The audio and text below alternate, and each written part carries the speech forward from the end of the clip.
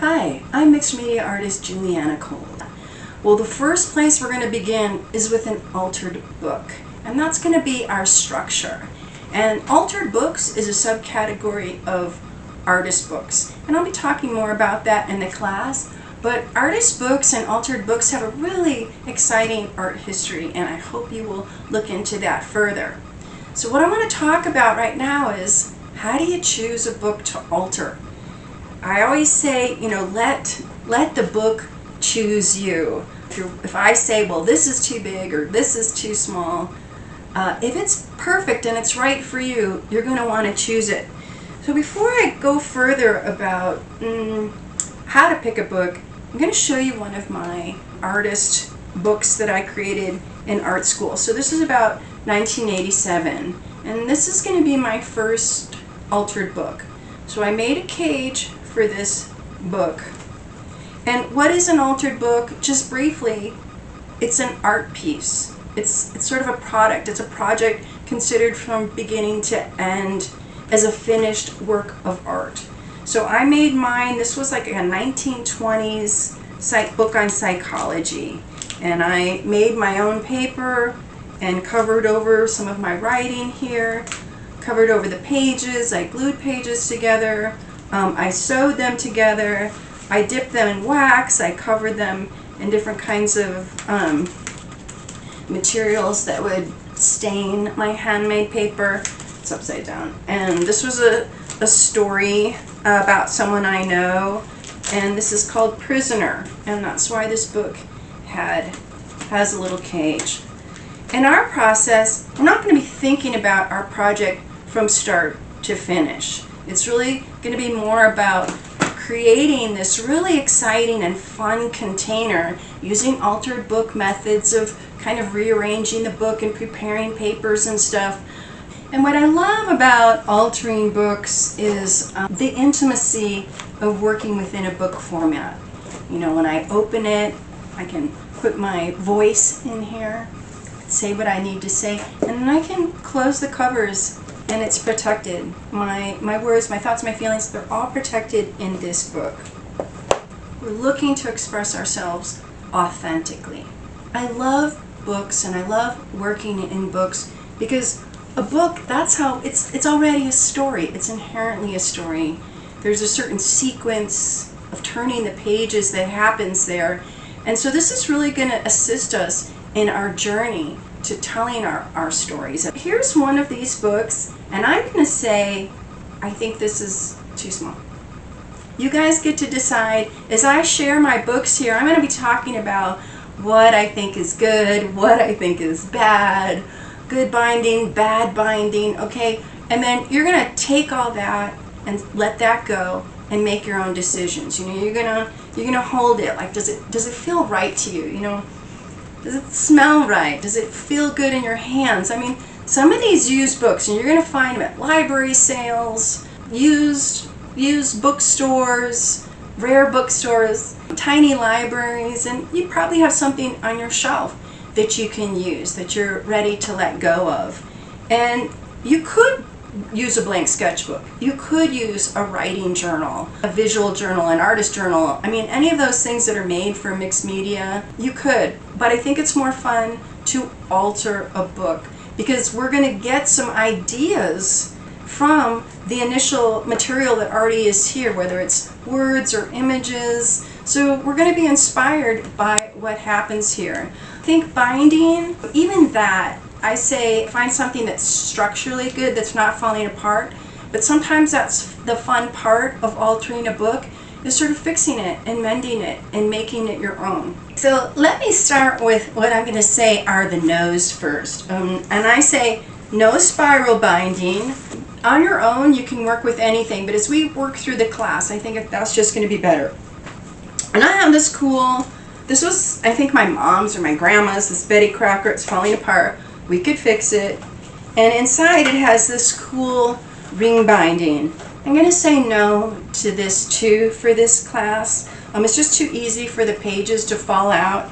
But something like this, maybe I'll take out some of these tabs pages, or even some of these pages, and tear them out and use them as collage material. Use them as page inserts because we're going to be creating tabs. That's kind of my favorite thing in my books. You probably noticed that a lot. So this kind of a book, it's fine that it's falling apart, but ring binding, spiral binding, we're going to say no to. Another no is a board book. And they're really fun, but we can't really take out any pages. There's already not that many in it. And if I try to remove the pages, it's going to mess up the other pages that are in the spine. So a board book is fun to work in. It's fun to alter. It's not really going to work for us in this particular setup. And this is a book that has an unusual binding. The pages are folded, so they're sort of like folded at the top here and then kind of glued in here. So when I tried to take out some pages, the whole binding fell apart. And some of that you're not going to know till you get in class. And so some of this we're just gonna figure it out there. So if you pick the wrong book or the bad book, that nasty book, we'll figure it out and we'll make it work. These are just, suggestions that I'm thinking about. And this book is fun because it has a tassel here, but we can do all of that in the class. You can add those things. This is a really cool book, but it's very similar to that mermaid book in the way that it's put together. They're sort of like folded in and then glued in here. What is cool, is it's got some flaps and pullouts, and then most of the pages, let's see, not here, most of the pages have stories inside. So this is, these are really cool ideas. So even if we can't use that book, we can utilize some of its really brilliant ideas. So this is what we would call a landscape orientation. And you'll be thinking about that as you choose your book. Do you want portrait orientation, landscape orientation? And you may be thinking, you have something in your mind like, oh, I want it like this. And then you're out and about and you find this book and you're like, oh, that's not even what I thought, but I think that's my book. I think I love it. So I encourage you guys to have a few books, and we'll figure that out in the class. I can help you choose. I love doing that. So I'd say, 2 or 3. And the process is so fun and easy. Really, it's really easy and simple. And if you're a fast worker, I'm not, but if you're a fast worker, you might be able to alter 2 books at the same time. In any event, it's so easy, next week and the week after and the week after. If you want to make another book, you'll be able to do that. It's so simple. So this is a really cool book, this landscape orientation. I'm going to say it's too skinny, right here. So it's really cool. This would be a really cool project, and I encourage you guys to work in all kinds of fun and different and unique books, but this isn't really going to work for us for this project. This is going to be a great altered book, but it's not going to be so much a great visual journal. So you'll see the books that I work in now are usually like young adult or children's books. Vintage, I really like that. I like the paper. It's a little bit more absorbent. It's easier to paint on top of and glue on top of. I also like, kind of the big text in the kids' books, and also the images. These I get at library sales, this card.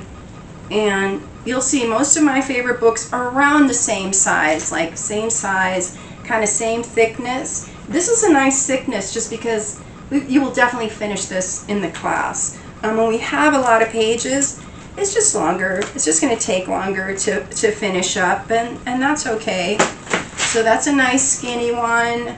You'll see this is around the same size. I mean, maybe this one's a little bit, skinnier in this way, not by much, okay? And put this upside down. I don't know how this goes. Okay. And I work in my books for so long, sometimes decades, so usually the spine is broken. There are things falling apart here that I'll have to fix. And I usually don't fix that till the end, just because I might add thicker things and then I fixed it and it won't fit. So I'll wait to the end to kind of re-put that together. And I don't like to take time for fine book binding, so I usually just tape things in. But we're going to learn how to hinge things in, how to do fold-ins, fold-outs, tabs, different things with our pages. And I'm pretty structured in what I do. I kind of like all my pages to fit. So I'm hoping that you guys will be more creative than I am and do more cool and fun things. This book's a little bit thicker. That's going to take a long time, but kind of like red. I'm drawn to red or light blue books. This was a design book, a house decorating book that I just felt like it was a waste of paper. But the paper is nice in it, so I've been reworking this. So this is a good size for us. You know, these little vintage books, I'm going to say, like, it's too small. But again, it's up to you. You know, maybe bring a small book and then a bigger book, and then you can actually work on both at the same time. It's really up to you. You're just going to have to find that book that just, you know, it's like, it just feels right to you. You're like, oh no, I don't know, it's falling apart, it's this, it's that, but you keep coming back to it. So you want to choose that book. I don't usually decorate my covers, but for some reason I did on this one. And this was a costume reference book. And I think what's fun about the discarded library books, you know, is that they have that tag there, you know, the library thing, but you can make that. And I dipped this in wax, so there's all kinds of fun stuff going on in here. Here's another one. This was a new book, kind of a mapping during COVID. And this, so what I did in this book, how I started, is kind of what we're going to do in the class. Like, I'm just covering over things, and I think that I'm not very good at altering books because I tend to cover over every single thing, altering my own altered book. So in this particular project, I was a little bit more connected to, you know, traditional art practices and ideas. So I think this is a really good way that I used the original structure. I kept it, like, the text is still here, and it had some of these beautiful designs in it. So in this way, I was working with this book, and again, it's called Prisoner. These were psychology books, so the work itself related to the theme. We don't have to worry about that. You can be thinking about that. This is sort of a geography book. I've already started to alter this a little bit, and I'm thinking, you know, this one's getting a little bit big. It's up to you guys, but, you know, almost, you know, I would say don't go much larger than this, but you can't. Like, this book is really big, and it's really thick. It's wide here. And also, I bought this used, but it was already falling apart when I bought it, but I really liked the insides. It had like these blue pages, these black pages, these photographs. I mean, it's a really cool book. So I decided just to work with it falling apart, because that mending and taking care of bandaging our books, that's how we develop a relationship with the book. And developing the relationship with the book is really how we're going to develop a relationship with our work. So it's really important. It's okay if it's messed up, because we're going to mend it. We're going to take care of it. So that just gives us more to connect to our book with. This one was a book about the circus. And you see, again, it's kind of like my same size. I think this was, you know, a young adult book. It's red. Here's another vintage children's book, a dictionary. And this is really cool. It has, you know, the pages, the images are nice. This is a great book. It's a great size, not too big, not too little. This was a 1940s decorating book. I'm saying this is too big. But maybe in your artistry, maybe what you're going for is, you're like, I got to break out of this small box. I got to get big. Maybe this is your book. This one has taken me a long time to work on. I've been working on this probably for like 20 years. It's still not done. So I work back and forth between my books. That's why I think it's good to have, you know, a few different books going, different sizes, textures, thicknesses. This binding, talk about bindings a little bit, but I kind of don't want to influence you too much. We said no spiral binding, you know, no board books. So when you see there's a big distance here, that means your book is probably stapled. So all books are different. They're going to be, some are glued and stapled. Some are glued and stapled and sewn. Some books are sewn. The best thing for us is going to be books that are sewn, but sometimes it's hard to tell till you get in there that, oh, I can see the stitches, it's sewn, and it's also glued. And that just makes, if we want to remove pages, that makes it harder. Also, you can see this trough here, and I've been working in this for a long time, so it's bent back. But it does make it harder for the book to lay flat when we have this big side here. Or if the book is bound, you know, like a Japanese stab binding inside here, that also means that your book's not going to lay flat. Binding's going to make a difference, but I do feel like almost anything we can make works. And your book can be any theme or no theme. You might be inspired by the title. You might think, I don't know, that title, it just doesn't mean anything to me. We can change it. So don't worry about it, but you know, if you're inspired, allow that inspiration to connect you to your book. And like I said, I don't normally decorate my covers. I don't know why. I just never have. You can decorate your covers before class. I'm gonna say I kind of discourage it, because one of the things is, you know, we're gonna be doing a lot of stuff to our book to prep it, and it's going to need to lay flat. Like if you do something here, it may not lay flat. It might get messed up or dinged up. You know, now it's too heavy and it might break the spine. Do what you need to do.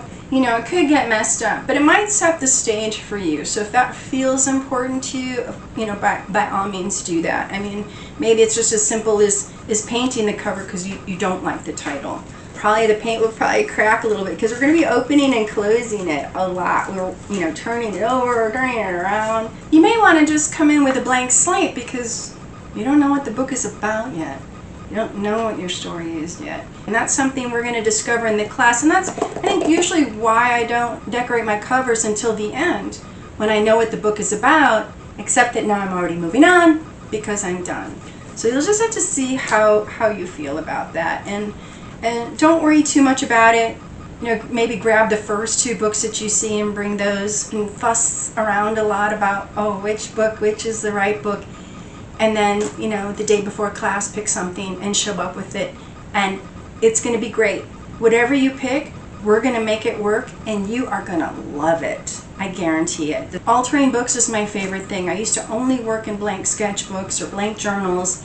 And now, I mean, I wouldn't know where to begin without altering a book. Altered books is my favorite way of working, and I know you're going to be inspired by this practice.